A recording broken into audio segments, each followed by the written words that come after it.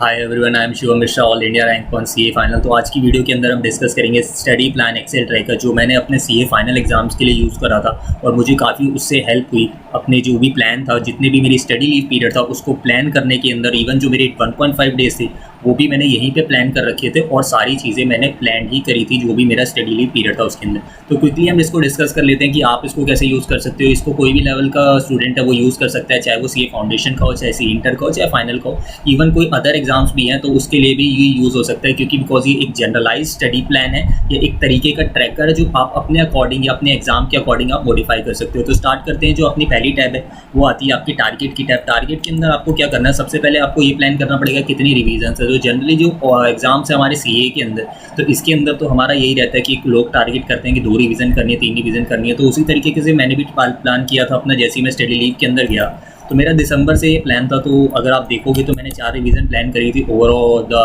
5 months of study period. तो इसके अंदर आप देखे होंगे 4 रिवीजन भी हो गई, एक एग्जाम डे वाली रिवीजन होगी, तो 5 रिवीजन होगी। देन इसके अंदर आपको क्या देखोगे, इस साइड जो ऊपर है तो यहाँ पे आपको लिख लेने हैं आपके सब्जेक्ट कौन कौन से। एक बार आपने लिख लिया सब्जेक्ट, ये सीए फाइनल के सब्जेक्ट है, अकॉर्डिंगली आप अपना चेंज कर सकते हो।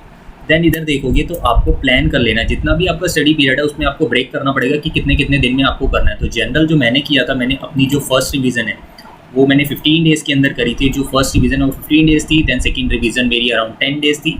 Then 8, then 6। तो अगर आप देखोगे तो सिंपली ऐसे आप कर सकते हो अपना अकॉर्डिंगली, जितना भी टाइम है उसके हिसाब से आपको एलोकेशन करनी पड़ेगी। तो यहाँ पे आपने क्या किया, सबको एलोकेट कर लिया टाइम, कितना कितना आपको टाइम देना, उसके अकॉर्डिंग आपका एक रफ प्लान बन गया। अब इससे क्या होगा कि अगर आप एक भी दिन का डिले करते हो तो आपका पूरा प्लान शिफ्ट हो सकता है, इसलिए आपके अंदर भी एक प्रेशर बना रहेगा कि नहीं मुझे इसी डेट्स पे वो चीज़ें कंप्लीट करनी है। तो very simple. Then second thing आती है कि आपको यहाँ पे सब्जेक्ट्स मेंशन कर लेने हैं एंड आपके टारगेटेड मार्क्स। तो सपोज मैंने एफआर के अंदर 80+, तो अगर आप देखोगे 5 सब्जेक्ट्स के अंदर मैंने 80+ टारगेट करे थे एंड ऑडिट के अंदर 70+ करे थे। तो अगर टोटल करें तो 470+ आ रहा था और मेरे एग्जाम के अंदर भी 500 मार्क्स आए हैं। तो बिल्कुल सिंपल हो गया। यहाँ पर टारगेट लिख लिया, यहाँ पे आपका रिवीजन टाइमलाइंस हो गई। देन यहाँ पे मॉक टेस्ट आता है। अगर आपने कोई भी मॉक टेस्ट प्लान कर रखे हैं या आप खुद से लिख के देख रहे हो तो वो भी यहाँ पे आप देख सकते हो कितने मॉक टेस्ट सीरीज आपने दी है या फिर आप देने वाले हो, और अकॉर्डिंगली जैसे जैसे वो मार्क्स आते हैं यहाँ पे आप उसको मेंशन करते जाओ। इससे क्या रहेगा, इससे भी आपकी मोटिवेशन होगी। सपोज अगर देखोगे तो मेरी सीरीज़ 1 के अंदर भी रैंक 1 आई हुई है इंडिया के अंदर, सीरीज़ 2 के अंदर भी रैंक 2 आई हुई है। तो मेरे अंदर भी मोटिवेशन थी कि जो भी एग्जाम है वो तो क्लियर हो ही जाएगा, इसके अंदर कोई दिक्कत आने वाली नहीं है। ठीक है। यहाँ पे डेज लेफ्ट क्या है, बेसिकली जब भी आपका एग्जाम डे, सपोज आपका सीए फाइनल का एग्जाम 1 नवंबर है तो यहाँ पे आपको 1 नवंबर लिख लेना है एंड यहाँ पे आपको बस ऐसे फॉर्मूला लगा के ऑटोमेटिक आपको मिल जाएगा। तो यहाँ पे आपके डेज लेफ्ट हो जाएंगी। इससे आपका एक ट्रैकर रहेगा कि ट्रैक करते रहोगे आप कितने दिन रह रहे हैं, कितने दिन बाकी रह रहे हैं। कुछ लोगों के लिए मोटिवेशन हो सकती है, कुछ लोगों के लिए प्रेशर हो सकता है, तो वो अकॉर्डिंगली आप लिख सकते हो। देन सेकंड चीज़ आती है, देन सेकंड टैब जो है, जो सबसे इंपॉर्टेंट टैब है, दैट इज डेली प्लान। इसके अंदर आपको क्या करना है, आपका जो भी दिन है उसको, जो भी आप उसमें पढ़ने वाले हो उसको आपको प्रॉपर मेंशन करके रखना है। सपोज यहाँ पे भी सेम चीज़ है, यहाँ पे भी मैंने 7 सब्जेक्ट लिख रखे हैं अपने, इंक्लूडिंग एसपीएम वाले भी।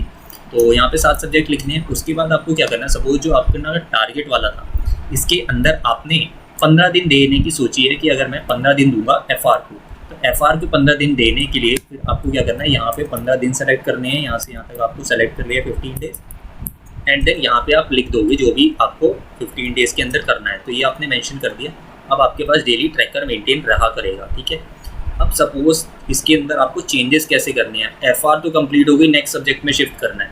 तो आपको क्या करना है, यहाँ से ये वाली टैब कॉपी करनी है एंड देन इंसर्ट कर दोगे आप कॉपीड सेल। ठीक है। और ये अब ट्वाइस हो गया तो इस वाले को आपको रिमूव कर देना है। तो जैसे जैसे जो भी सब्जेक्ट लेटेस्ट चल रहा है उसको आपको सबसे आगे रखना है एंड जो बाकी सब्जेक्ट हैं वो शिफ्ट ऑटोमेटिक होते रहेंगे जैसे आप ये कर लोगे। अब ये तो पूरा अगर आप देखोगे तो ये ग्रीन हो रखा है मेरा, क्योंकि ये मेरा जो स्टडी प्लान है ये 6 दिसंबर से लेके 1 मई तक का प्लान है, जो कि मेरा पूरा स्टडी पीरियड था। राइट। तो इसके अंदर भी अगर आप देखोगे कि मैंने कैसे ट्रैक किया, तो अगर मैं दिखाऊं कि मैंने कितने दिन का ब्रेक लिया पूरे 6 महीने के अंदर या 5 महीने के अंदर,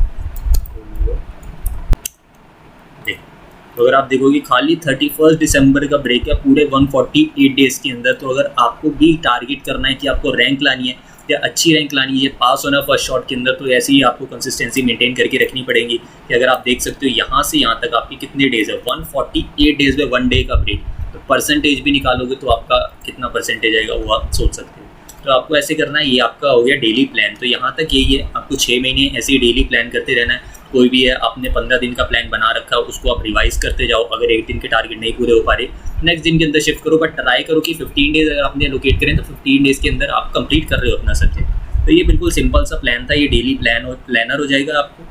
ये आपके टारगेट्स हो जाएंगे, मॉक टेस्ट के मार्क्स हो जाएंगे और डेज कितने लेफ्ट है तो ये हो जाएगा। अब क्या होता है जब एग्ज़ाम डे आता है तो उसको भी आपको प्लान करना है प्रॉपर। अगर आप देखोगे तो मैंने जो FR था उससे पहले 6 दिन दिए थे, तो 6 दिन में अगर आप देखोगे तो 2 रिवीजन करिए, 5 दिन के अंदर आपको दिख जाएगा कि मैंने कैसे कैसे प्लान किया एंड लास्ट डे मैंने उसको दोबारा से रिवाइज किया। तो एक तो ये चीज़ होगी।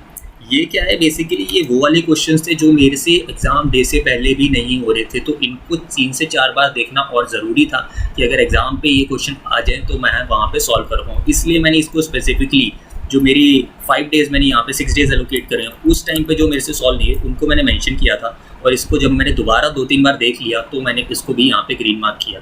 तो इसको आप ऐसे कर सकते हो, ये FR 6 डे हो गया, AFM 1 डे हो गया। AFM 1 डे 1.5 डे का जैसे हमें 1.5 डे की लीव मिली थी, तो यहाँ पे अगर आप देखोगे तो कंसेप्ट नोट्स में कितना टाइम लगाना है, क्वेश्चंस में कितना टाइम लगाना है और टोटल कितना लगेगा। तो अराउंड 18 आवर्स के अंदर मैंने पूरा का पूरा अपना AFM रिवाइज कर लिया था एग्जाम से पहले। तो ऐसे ही कर सकते हो, आपको जितना भी टाइम मिलेगा उसके अकॉर्डिंग आप कर सकते हो। और जैसे यहाँ पे पूरा ग्रीन है तो जब आप इसको प्लान कर लोगे तो यहाँ पे मैंने जैसे ऑडिट की 2 रिवीजन करी थी, तो ये आपको करना है।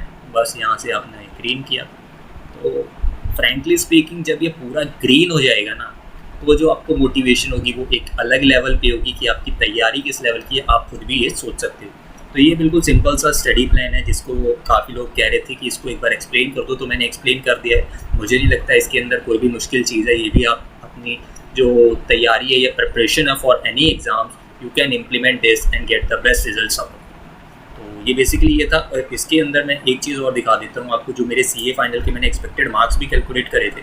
तो यहाँ पे अगर आप देखोगे तो मैंने क्या किया था, जनरल मार्क्स निकाल लिए थे कितने आने चाहिए। बेस्ट केस निकाला था कि प्लस अगर कर दे 5 to 10 मार्क्स, वर्स्ट के अंदर 5 to 10 मार्क्स। एक्सपेक्टेड मार्क्स मैंने निकाल लिए थे वेट्स देके कि किसको कितना वेट देना, तो मोस्ट लाइकली को 50%, बेस्ट एंड वर्स्ट को 25% करके ये निकाल लिया था। और मैक्सिमम मार्क्स क्या थे कि अगर मेरे को फुल मार्क्स मिलते हैं, क्योंकि जो रिपीटेड क्वेश्चन आए थे उसमें मेरे को फुल मार्क्स मिलते हैं या चेकिंग प्रॉपरली होती है, तो मेरे 510 मार्क्स बन रहे थे। और मेरे जो एग्जाम के अंदर आए वो भी 500 मार्क्स है, तो वेरिएंस जो था वो 4-5% का भी अच्छे से नहीं आया था।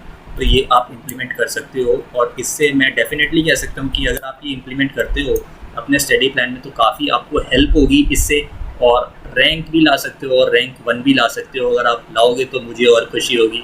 तो जैसे मेरे एवर हाईएस्ट मार्क्स हैं, इससे ज़्यादा भी कोई लाएगा तो और ज़्यादा खुशी होगी। सो थैंक यू एवरीवन, मिलते हैं नेक्स्ट वीडियो के अंदर। कोई भी अगर आपको लगता है कि पर्टिकुलर टॉपिक के बारे में आपको जानना है तो आप वो मुझे बता सकते हो। जो ये एक्सेल का ट्रैकर है इसका भी मैं लिंक आपको डिस्क्रिप्शन बॉक्स में दे दूंगा, वहाँ से आप रेफर कर लेना, डाउनलोड कर लेना। और इसको कॉपी मत करना, इसको अपने अकॉर्डिंग जो है मॉडिफाई कर लेना, चेंजेस कर लेना, जिससे क्या होगा कि आपका अच्छे से चीज़ें प्लान हो जाएंगी और आपका एक ट्रैकर मीट को फुल फ्लेजेड प्लान है। आप सुबह देखो, रात में देखो, तो मोटिवेशन भी आपको मिलती रहेगी। और भी आप मेरे से लिंक्डइन पे कनेक्ट कर सकते हो, इंस्टाग्राम पे कनेक्ट कर सकते हो, उसके लिंक्स भी मैं डिस्क्रिप्शन बॉक्स में दे दूँगा।